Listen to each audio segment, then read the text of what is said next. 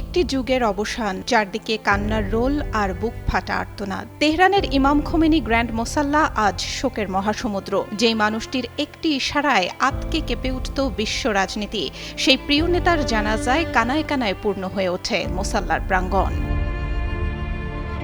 ইরানের সাবেক সর্বোচ্চ নেতা আয়াতুল্লাহ আলী খামেনির জানাজা অনুষ্ঠিত হয়েছে আজ। ইমামতি করেন আয়াতুল্লাহ জাফর সোবহানি। এতে শোকাতুর হৃদয়ে অংশ নেয় সর্বস্তরের হাজারো মানুষ।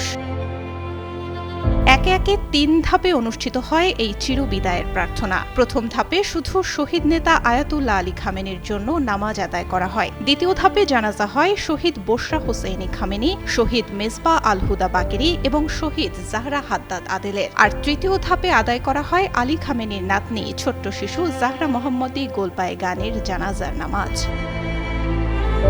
তেহরানের ইমাম খামেনি গ্র্যান্ড মোসাল্লায় আয়াতুল্লাহ আলী খামেনির শেষ বিদায়ের আনুষ্ঠানিকতা শুরু হয় শনিবার ভোর থেকেই। আল জাজিরার তথ্য মতে শনিবার থেকে মোসাল্লায় সর্বসাধারণের শ্রদ্ধা নিবেদনের জন্য রাখা হয় সাবেক এই নেতার মরদেহ। তখন থেকেই খামেনিকে শেষবারের মতো দেখতে ভিড় করতে শুরু করেন সর্বস্তরের মানুষ। এর আগে গত শুক্রবার বিভিন্ন দেশের রাষ্ট্রপ্রধান, বিশিষ্ট ব্যক্তিত্ব এবং ধর্মীয় নেতারা তেহরানে এসে শ্রদ্ধা জানিয়েছেন এই বীরের প্রতি।